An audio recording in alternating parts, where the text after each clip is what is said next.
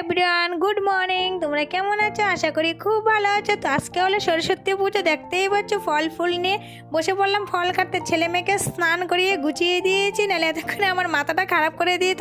কারণ ওদের মতন আমরাও কিন্তু ছোটো সময় এরকম করতাম। তো দেখো আমার ছেলে বই গুছিয়ে নিয়ে এসছে, মা সরস্বতীর এখানে নিয়ে যাবে। আর মেয়ের ঘরে মন টেকে না, বাইরে খেলা করতেছে, কখন যাবে মা সরস্বতীর এখানে। তো যাই হোক, আমি এবার গুছিয়ে নেবো। তো আমিও এবার রেডি হয়ে বেরিয়ে পড়লাম। তো দেখো আমার মেয়ে আগে আগে যাচ্ছে, আমার ছেলে পেছন পেছন আমাদের একটু ভিডিও করে নিচ্ছে। তো দেখতেই পাচ্ছি মেয়েটা কিন্তু একটু বায়না করেছিল শাড়ি পরবে, তাই বলছি পরে নাহলে দেরি হয়ে যাবে। তার কথাটা আবার শুনেছে।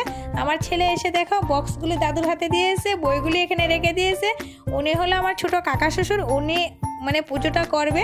তো যাই হোক, তো এখানে সব কিছু একদম রেডি। তো গুজগাছ করে তো আমরা এখানে শঙ্খ উলুর ধ্বনি দিতে থাকি। আর তোমরা আমার চ্যানেলটাকে সাবস্ক্রাইব করতে থাকো। বাই।